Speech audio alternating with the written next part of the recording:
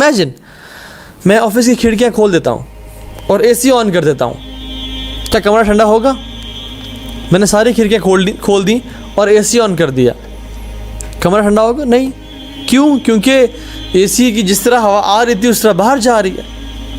تو اس طرح سے استغفار, اگر انسان گناہ کر رہا ہے اور استغفار کرتا جا رہا ہے تو there is no difference in his life. گناہ بھی کر رہا ہے اور استغفر اللہ پڑھتا جا رہا ہے. جیسے اے سی بھی آن ہے اور گھر کی کھڑکیاں بھی, دروازے بھی کھلے ہوئے ہیں اور گھر میں کوئی فرق نہیں پڑ رہا. جو مقصد تھا کیا کہ کولنس ہو کمرے میں, ٹھنڈک ہو, وہ اچیو نہیں کر پا رہا. تو استغفار کا جو مقصد تھا کہ انسان اپنے گناہوں کو بخشوائے اور رب کی رضا کو حاصل کرے, وہ انسان نہیں حاصل کر پا رہا کیونکہ وہ اس گناہ کو نہیں چھوڑا. امام حسن البصری رحمہ اللہ سے پوچھا گیا, ان کے پاس کچھ لوگ آئے باری باری کر کے. ایک شخص آیا, اس نے کہا کہ شیخ ہمارے علاقے میں قحط پڑ چکا ہے, آپ کوئی ہمیں دعا پڑھنے کو بتائیں, کوئی عمل بتائیں, کوئی وظیفہ بتائیں. تو انہوں نے کہا کہ تم کثرت سے اپنے گناہوں پہ رو اور استغفار کرو. یہ پڑھو, یا ربی تبت الیک استغفر اللہ واتوب الیک, یہ پڑھو. تو اس نے کہا ٹھیک ہے, چلا گیا. ایک شخص آیا کہ امام حسن البصری میرے پاس اولاد نہیں ہے, اللہ نے مجھے اولاد نصیب نہیں کی, مجھے کوئی وظیفہ بتائیں. تو انہوں نے کہا تم کثرت سے استغفار کرو. ایک شخص آیا, اس نے کہا کہ جو ہمارے ہاں نہر تھی, جو پانی جا رہا تھا وہ سوکھ چکی ہے, کچھ وظیفہ بتائیں. انہوں نے کہا استغفار کرو. ٹھیک ہے, ہمارے ہاں فصلیں نہیں اگ رہی, بارشیں نہیں ہو رہی. انہوں نے کہا استغفار کرو. مختلف مسائل لوگ لے کے آئے. اللہ تعالیٰ نے, امام حسن البصری رحمہ اللہ نے ان کو سب کو سیم جواب دیا. تو جو لوگ ساتھ بیٹھے ہوئے تھے وہ حیران ہو گئے اور کہا کہ مسائل تو سب کے مختلف ہیں. امیجن ایک ڈاکٹر کے پاس انسان کوئی ڈائریا کی شکایت لے کے آ رہا ہے, کوئی کینسر لے کے آ رہا ہے, کوئی برین ٹیومر لے کے آ رہا ہے, اور ڈاکٹر سب کو سملر ٹریٹمنٹ دے رہا ہے, سملر گولی دے رہا ہے. تو حیران ہو گیا کہ آپ نے سب کو ایک ہی ٹریٹمنٹ دیا, کیا وجہ؟ تو انہوں نے کہا میں نے قرآن سے دیا. تم نے کیا قرآن نہیں پڑھا, سورہ نور نہیں پڑھی؟ فَقُلْتُ اسْتَغْفِرُوا رَبَّكُمْ إِنَّهُ كَانَ غَفَّارًا يُرْسِلِ السَّمَاءَ عَلَيْكُمْ مِدْرَارًا وَيُمْدِدْكُمْ بِأَمْوَالٍ وَبَنِينَ وَيَجْعَلْ لَكُمْ جَنَّاتٍ وَيَجْعَلْ لَكُمْ أَنْهَارًا. تم فَقُلْتُ اسْتَغْفِرُوا رَبَّكُمْ, تم توبہ استغفار تو کرو اپنے رب کے سامنے. إِنَّهُ كَانَ غَفَّارًا, وہ بہت معاف کرنے والا ہے, وہ بہت بخشنے والا ہے. یرسل السماء علیکم مدرارا, وہ تم پہ بارشیں برسائے گا. وَيُمْدِدْكُمْ بِأَمْوَالٍ وَبَنِينَ, تمہاری مال سے اور بیٹوں سے مدد کرے گا. وَيَجْعَلْ لَكُمْ جَنَّاتٍ, تمہارے لیے ایگریکلچر لینڈ پرووائڈ کر دے گا, تمہارے کھیتوں کو رونق بخش دے گا. وَيَجْعَلْ لَكُمْ أَنْهَارًا, اور تمہارے لیے نہریں جاری کر دے گا. تم توبہ استغفار تو کرو.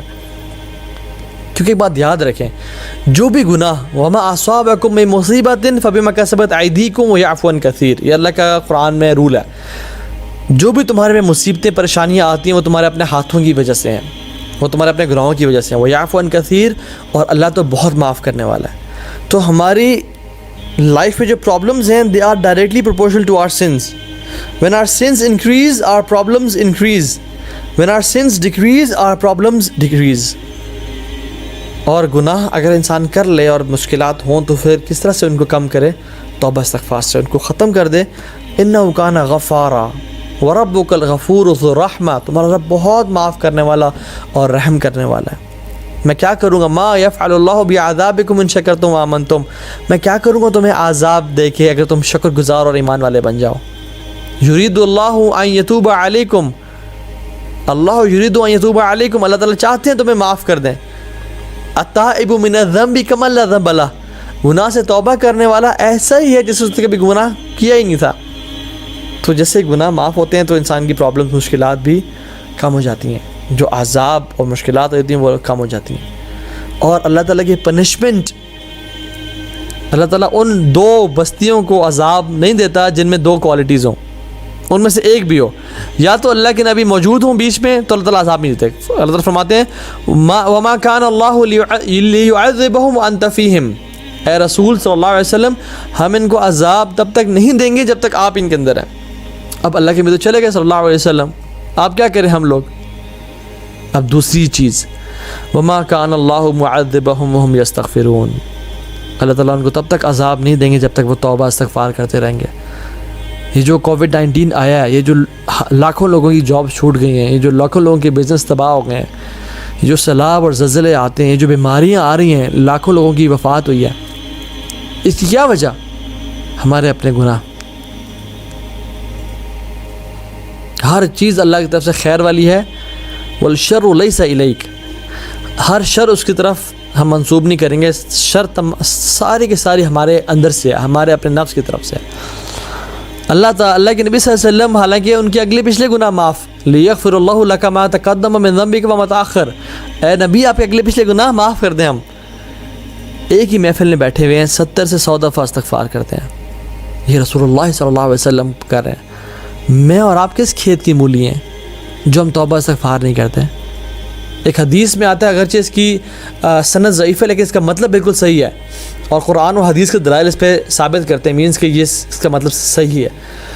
فرمایا ملازم الاستغفار، جس نے استغفار کو لازم پکڑ لیا، جعل اللہ من کل ضیق مخرجا ومن کل ہم فرجا ورزقہ من حیث لا یحتسب. اللہ تعالیٰ اس بندے کو ہر ضیق مخرجا، ہر تنگی سے، ٹائٹنس سے، مشکل سے اس کو آزاد کر دیں گے. ومن کل ہم فرجا، اور اس کو ہر مشکل پریشانی سے نجات دے دیں گے، اور اس کو وہاں سے رزق اور روزی عطا کریں گے جہاں سے اس نے کبھی امیجن نہیں کیا ہوگا. امام احمد ابن حنبل رحمہ اللہ، بڑی فیمس سٹوری ہے ان کی.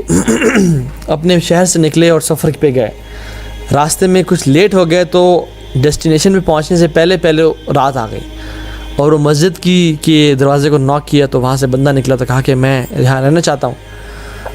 تو اس ٹائم کی جو مسجد کی کمیٹیز تھیں وہ اصل کمیٹی سے کوئی ڈفرینٹ نہیں ہے. انہوں نے کہا کہ نہیں ہمارے یہاں کوئی پالیسی نہیں ہے، آپ یہاں رات کو نہیں گزار سکتے.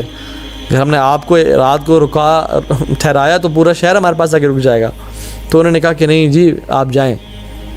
تو ایک نان بنانے والا، بریڈ میکر گزر آتا، تو اس نے دیکھا کہ ایک بزرگ سے انسان ہیں، دیکھنے میں بھی اللہ تعالیٰ کے عابد لگ رہے ہیں اور ان پہ چہرے پہ نور کے اثرات ہیں. تو انہوں نے کہا کہ بزرگ آپ میری طرف آ جائیں، میرے گھر میں رہ جائیں، انشاءاللہ کوئی مسئلہ نہیں ہے. اپنے گھر لے گئے، اور چونکہ وہ دن میں بریڈ بیچتے تھے تو رات کو اس کو بریڈ کو گوندنا پڑتا تھا. تو وہ اپنی بریڈ کو گوندتے ہوئے ان کو امام کو اپنے سامنے بٹھایا. ان کو نہیں پتہ یہ کون شخص ہے. تو کہتا ہے استغفر اللہ واتوب الیک، استغفر اللہ واتوب الیک. تو امام احمد ابن حنبل رحمہ اللہ بڑے حیران ہوئے. انہوں نے کہا کہ یہ آپ کا معمول ہے یا آپ آج یہ کر رہے ہیں؟ کہتے نہیں میرا معمول ہے، میں ہمیشہ اس طرح کرتا ہوں. تو انہوں نے کہا کہ آپ نے اپنی زندگی میں اس ذکر کے کوئی بینیفٹ بھی دیکھے ہیں، کچھ اپنے فوائد بھی دیکھے ہیں ذکر کے اپنی زندگی میں؟ تو اس نے کہا آپ کو میں کیا بتاؤں، اللہ تعالیٰ نے میری ہر دعا قبول کی ہے جب سے میں یہ ذکر کرنا شروع ہوا ہوں. میرے پاس مال نہیں تھا، میں غریب تھا، میرے پاس اب اتنا مال ہے کہ میں خوش ہوں. بس ایک دعا جو ابھی تک قبول نہیں ہوئی. تو نے کہا وہ کون سی دعا؟ کہتے ہیں کہ میری بڑی خواہش ہے، بڑا نام سنا ہے میں نے امام احمد ابن حنبل کا، آج تک میری ملاقات نہیں ہوئی اور میں کافی عرصے سے دعا کر رہا ہوں، بس یہ ایک دعا قبول نہیں ہوئی. امام فرماتے ہیں لقد جررت الیک جرہ، مجھے ایسے لگتا ہے کہ جیسے مجھے اپنے شہر سے نکال کے، اللہ تعالیٰ کے گھر سے مجھے نکال کے آپ کے گھر میں لایا گیا ہے آپ سے ملاقات کے لیے. کیونکہ مجھے اللہ کے گھر میں رہنے کی اجازت نہیں ملی، آپ کی طرف میں آیا ہوں صرف آپ سے ملاقات کرنے کے لیے، جیسے مجھے گھسیٹ کے فرشتے آپ کے پاس ملاقات کرنے کے لیے لائے ہیں. کیونکہ اس ٹائم میں ٹیلی ویژنس تھے نہیں.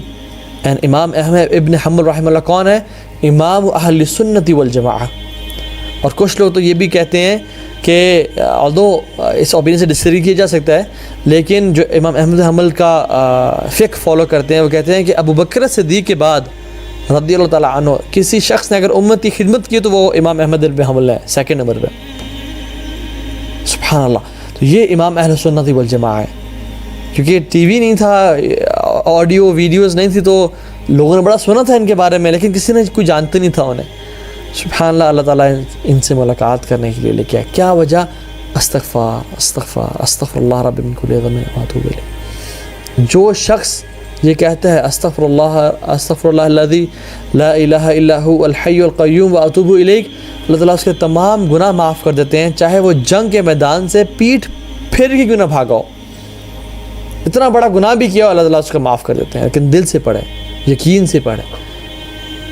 ایک اور جو سید الاستغفار ہے، جو شخص صبح پڑھتا ہے اگر وہ شام سے پہلے اس کو موت آ جائے اللہ تعالیٰ اس کو جنت میں جگہ دے دیتے ہیں. اللہ تعالیٰ اس کو جنت کی گارنٹی دیتے ہیں جو شخص سید الاستغفار پڑھتا ہے. وہ کیا ہے؟ اللہم انت ربی لا الہ الا انت خلقتنی، یہ دعا لمبی. اور جو شخص رات میں پڑھتا ہے اگر صبح سے پہلے پہلے اس کو موت آ جائے تو اللہ تعالیٰ اس کو صبح کے آنے سے مطلب جنت میں داخل کر دیتے ہیں.